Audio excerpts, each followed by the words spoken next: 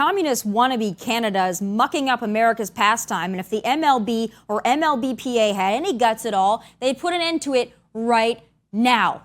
Oh, you bet I have some final thoughts.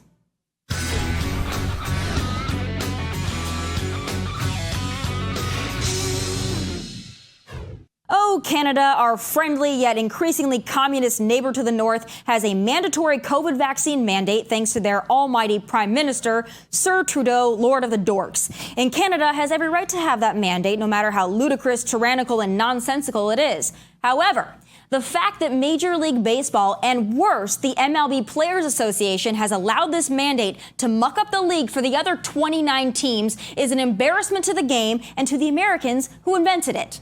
The Toronto Blue Jays are getting away with what amounts to competitive murder. Some of the best players and the best teams have had to sit out of away games up north simply because they made the personal choice not to get vaxxed. And it might have been passable earlier in the season, but as we get closer to trade deadlines, the postseason, and the World Series, this Canadian mandate is an absolute farce. If the Blue Jays make it to the World Series, are unvaccinated players from the opposing team really going to have to sit out games? What a joke. I watch MLB Network every night, and to hear some of their commentators talk about the selfishness of unvaccinated players makes me so mad I want to rip the TV off the freaking wall. It's not unvaccinated players to blame here. It's not their selfishness or cluelessness. It's the league's balllessness. Hello, the vaccine doesn't prevent infection or spread. All COVID vax mandates are utterly ridiculous and nothing more than a control mechanism meant to appease wannabe dictators and line the pockets of Big Pharma. If the MLB had any guts at all, it would refuse to hold games in Canada until the vax mandate is dropped.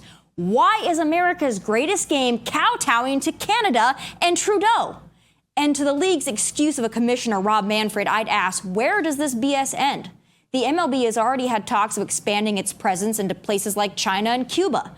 Are you going to placate to their policies, too? If the MLB expands to other unfree countries, does the league placate to anti-LGBTQ mandates, human rights abuse, oppression of women? Where does it end? Where is the line? Because you better draw it, and you better start with Canada. My fiancé was drafted by the Blue Jays and played in Toronto for most of his career. Now, he probably won't be let back into any team reunions or the country as a whole after I say all this, but too bad. America's game should never bow to Canada's rules.